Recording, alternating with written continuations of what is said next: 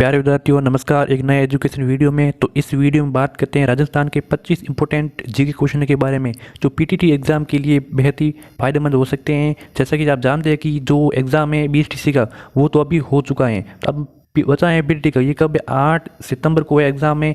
तो इसके लिए मैं राजस्थान के 25 इंपॉर्टेंट जीके लेकर आया हूँ जो आपके लिए फ़ायदेमंद हो सकते हैं। तो ऐसा नहीं कह सकता हूँ कि सारे के सारे जीके क्वेश्चन आपके लिए फ़ायदेमंद है और आ सकते हैं, क्योंकि राजस्थान जीके किसी को नहीं पता होता कि कहाँ से आ सकता है।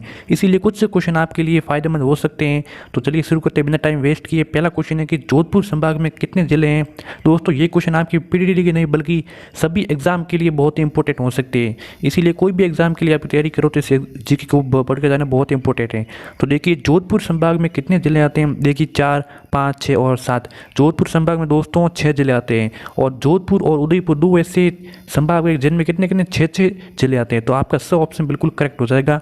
बढ़ते हैं 2 नंबर क्वेश्चन। सबसे कम साक्षरता वाले जिले कौन से हैं। आपको बताना है कि इसमें से कि कौन से जिले हैं जिनकी साक्षरता दर है वो सबसे कम है। तो सिरोही, जालोर, जालोर सिरोही, सिरोही जालोर प्रतापगढ़, जालोर प्रतापगढ़ सिरोही। तो कौन सा राइट हो जाएगा दोस्तों। आपका ऑप्शन ब बिल्कुल करेक्ट हो जाएगा। कौन सा, जालोर और सिरोही दो ऐसे जिले हैं जिसकी साक्षरता दर सबसे कम है। तो आप बढ़ते हैं क्वेश्चन नंबर, इसका राइट ऑप्शन हो जाएगा ब। अगला क्वेश्चन, नेक्स्ट क्वेश्चन है कि राजस्थान का 32वां जिला कौन सा है। दोस्तों वेरी वेरी इंपॉर्टेंट क्वेश्चन है। राजस्थान का 32वां जिला कौन सा है। हनुमानगढ़, करौली, राजसमंद या फिर प्रतापगढ़। तो कौन सा हो जाएगा 32वां जिला। करौली आपका राइट आंसर हो जाएगा। ये आपका राइट हो जाएगा। कब बना, 19 जुलाई 1997 को इनको करौली जिला घोषित किया गया। तो आपका कौन सा राइट हो जाएगा, वह बिल्कुल करेक्ट हो जाएगा। बढ़ते हैं क्वेश्चन नंबर 4 नंबर क्वेश्चन है कि क्षेत्रफल की दृष्टि से राजस्थान का सबसे छोटा व सबसे बड़ा संभाग कौन सा है। किसकी दृष्टि से, क्षेत्रफल की दृष्टि से राजस्थान का सबसे छोटा व सबसे बड़ा संभाग। तो भरतपुर, जयपुर, जयपुर जोधपुर, जोधपुर कोटा या फिर भरतपुर जोधपुर। तो 4 ऑप्शन दिए गए हैं, कौन सा हो जाएगा। तो सबसे जो छोटा है वो हो जाएगा कौन सा, भरतपुर, और सबसे बड़ा संभाग है वो कौन सा है, जोधपुर। आपका द ऑप्शन बिल्कुल करेक्ट हो जाएगा। बढ़ते हैं नेक्स्ट क्वेश्चन। 5 नंबर क्वेश्चन है कि पश्चिमी रेगिस्तान में राजस्थान की कुल कितने प्रतिशत जनसंख्या निवास करती है। देखिए दोस्तों पश्चिमी रेगिस्तान में पूछा गया है तो राजस्थान की कुल कितने प्रतिशत है वो जनसंख्या निवास करती है, न कि क्षेत्रफल। जनसंख्या पूछा है दोस्तों तो कौन सा हो जाएगा, 40%, 50%, 35% या फिर 45%। अगर जनसंख्या का पूछे तो कितना हो जाएगा, 40%। और अगर क्षेत्रफल का तो पूछे दोस्तों हो जाएगा आप पे 61.1% हो जाएगा। तो फिलहाल इसका राइट ऑप्शन हो जाएगा। बढ़ते हैं नेक्स्ट क्वेश्चन। 6 नंबर क्वेश्चन है कि भारत की सबसे प्राचीन पर्वतमाला कौन सी। सबसे प्राचीन पर्वतमाला कौन सी भारत की। तो काराकोरम, विंध्याचल, हिमालय या फिर अरावली। तो दोस्तों अरावली आपके हैं जो सबसे प्राचीन पर्वतमाला है किसकी, भारत की। 2 ऑप्शन बिल्कुल करेक्ट है। अब बढ़ते हैं नेक्स्ट क्वेश्चन। 7 नंबर क्वेश्चन है कि मध्य प्रदेश व उत्तर प्रदेश को स्पर्श करने वाले जिले का नाम क्या है। राजस्थान का कौन सा जिला है जिनकी जो सीमा है मध्य प्रदेश से भी स्पर्श करती है, उत्तर प्रदेश को भी स्पर्श करती है। तो डूंगरपुर, अलवर, भरतपुर या धौलपुर। तो दोस्तों कौन सा हो जाएगा राइट ऑप्शन। आपका 2 ऑप्शन बिल्कुल करेक्ट हो जाएगा। धौलपुर है वो मध्य प्रदेश और उत्तर प्रदेश को भी स्पर्श करती हैं। अब बढ़ते हैं नेक्स्ट क्वेश्चन। 8 नंबर क्वेश्चन है कि राजस्थान किस उप महाद्वीप का अंग है। तो एशिया, भारतीय, अफ्रीका या फिर कोई नहीं। दोस्तों यहाँ पे उप महाद्वीप का अंग पूछा है राजस्थान, तो कौन सा हो जाएगा। आप वो ऑप्शन बिल्कुल करेक्ट है, भारतीय। भारतीय जो राजस्थान है भारतीय उप महाद्वीप का अंग है, याद रखना। 9 नंबर क्वेश्चन है कि आना सागर झील की पूर्व में जहांगीर ने एक उद्यान का निर्माण करवाया था। वर्तमान में इस उद्यान का नाम क्या है। तो देखिए सुभाष उद्यान, दौलत बाग, आना सागर उद्यान, जहांगीर उद्यान। तो राइट ऑप्शन कौन सा जाएगा। देखिए आपका ऑप्शन बिल्कुल करेक्ट हो जाएगा। सुभाष उद्यान है वो आना सागर झील के पूर्व में जहांगीर ने एक उद्यान का निर्माण कराया था, वही है वो उद्यान है वो सुभाष उद्यान है। तो वर्तमान में इसका नाम क्या हुआ रखा गया, सुभाष उद्यान रखा गया। अब बढ़ते हैं क्वेश्चन नंबर 10। गंग नहर को इंदिरा गांधी नहर से किस स्थान पर जोड़ा गया। तो दोस्तों गंग नहर को जो इंदिरा गांधी नहर से किस स्थान पर जोड़ा गया है।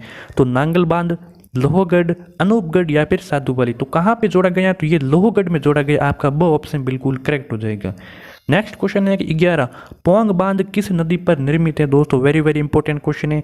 तो सतलज, चिनाव, रावी या फिर व्यास। तो पौंग बांध किस नदी पर निर्मित है दोस्तों, व्यास नदी पर निर्मित है। 2 ऑप्शन आपका बिल्कुल करेक्ट हो जाएगा। 12 नंबर क्वेश्चन है कि सर्वाधिक नाइट्रोजन की मात्रा किस मिट्टी में होती है। जो सर्वाधिक नाइट्रोजन की मात्रा होती है वो किस मिट्टी में होती है। तो मध्यम काली मिट्टी, काम्प मिट्टी, सलेटी भूरी मिट्टी या फिर ब्लूई दोमट मिट्टी। तो किस मिट्टी में होता है जो नाइट्रोजन की मात्रा सर्वाधिक होती है, वो होती है मध्यम काली मिट्टी। आपका ऑप्शन बिल्कुल करेक्ट है। 13 नंबर क्वेश्चन है कि जोधपुर में मरुस्थल वृक्षारोपण तथा अनुसंधान केंद्र किस वर्ष खोला गया? तो दोस्तों 1953 में, 1952 में, 1956 में, 1955 में। तो जोधपुर में मरुस्थल का जो वृक्षारोपण तथा अनुसंधान केंद्र खोला गया, कहाँ कब खोला गया? 1952। आपका वो ऑप्शन बिल्कुल करेक्ट हो जाएगा। जिन्होंने भी 1952 सोचा राइट आंसर है। नेक्स्ट क्वेश्चन है कि हरित क्रांति को किस वर्ष अपनाया गया? तो 1965, 1966 या फिर 1967 या फिर 1968। तो हरित क्रांति को दोस्तों 1968 में अपनाया गया। कब? 1968 में। दो ऑप्शन आपका बिल्कुल करेक्ट है। 15 नंबर क्वेश्चन है कि कनाडा की सहायता से गंगानगर में स्थापित कृषि फर्म कौन सा है? तो किसकी सहायता दोस्तों? यहाँ पे कनाडा की सहायता से जो गंगानगर में स्थापित है वो कृषि फर्म कौन सा है? तो सूरतगढ़, गड़साना, जैतसर या फिर अनूपगढ़। तो दोस्तों आपको कनाडा की सहायता से आपको क्वेश्चन पूछा गया, तो कौन सा रहेगा? जैतसर कृषि फार्म वो कनाडा की सहायता से गंगानगर में स्थापित किए गए हैं कृषि फार्म। स ऑप्शन आपका बिल्कुल करेक्ट है।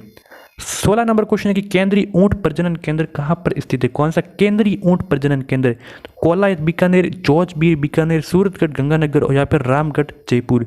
तो केंद्रीय बीट प्रजनन केंद्र है ऊंट जो कहाँ पर है? जोजबीर बीकानेर में। आपका वो ऑप्शन बिल्कुल करेक्ट हो जाएगा। नेक्स्ट क्वेश्चन है कि ऑपरेशन खिचड़ी कार्यक्रम की शुरुआत किस सन में की गई है? तो 1989, 1990, 1992, 1991। दोस्तों एक एक क्वेश्चन इंपॉर्टेंट लाता हूँ, चाहे कोई भी एग्जाम हो, बीएसटीसी हो, पीटीटी हो या फिर अदर एग्जाम हो, उनके लिए बेस्ट है, वेरी वेरी इंपॉर्टेंट है। तो इस क्वेश्चन को आप स्टार लगा सकते हैं क्योंकि ऑपरेशन खिचड़ी का पूछा है। तो कौन सा राइट हो जाएगा आपका?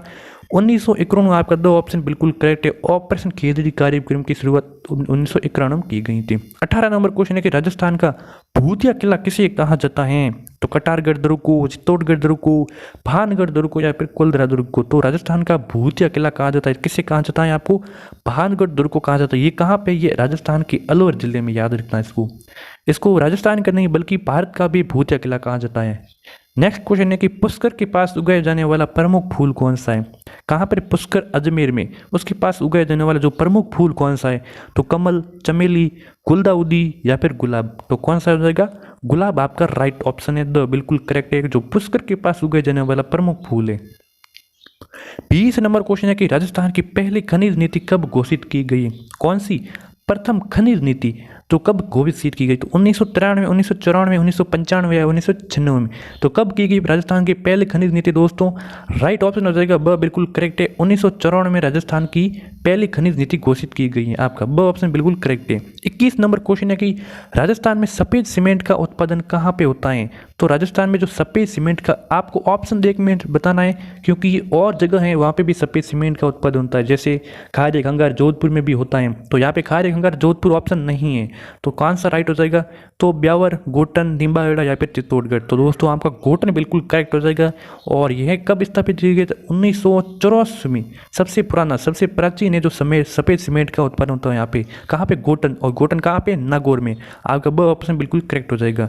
अब बढ़ते हैं 22 नंबर क्वेश्चन है कि राज्य में सबसे अधिक बायोगैस संयंत्र किस जिले में होता है? तो जो बायोगैस संयंत्र है राज्य में सबसे अधिक किस जिले में है? तो जयपुर, गंगानगर, उदयपुर या फिर भरतपुर। तो कहाँ पे है आपका? उदयपुर में। आपका सब ऑप्शन बिल्कुल करेक्ट हो जाएगा। जो बायोगैस संयंत्र है उदयपुर में है। कहाँ पे? उदयपुर में, याद रखना। 23 नंबर क्वेश्चन है कि शहरी जनजाति के मुखिया को क्या कहलाता है? जो शहरी जनजाति है इनका जो मुखिया होता है उन मुखिया को क्या कहा जाता है? तो हवलदार, मुखिया, कोतवाल या फिर गमिती। तो क्या कहा जाता है? शहरी जनजाति की मुखिया को दोस्तों कोतवाल कहा जाता है। आपका स ऑप्शन बिल्कुल करेक्ट हो जाएगा। नेक्स्ट क्वेश्चन है कि बाड़मेर प्रिंट को किस दूसरे नाम से जाना जाता है? बाड़मेर प्रिंट है, उनका अन्य नाम क्या है? तो क्या है? जाजम, सांगानेर प्रिंट, पाने या फिर अजरक। दोस्तों आपका अजरक बिल्कुल करेक्ट हो जाएगा।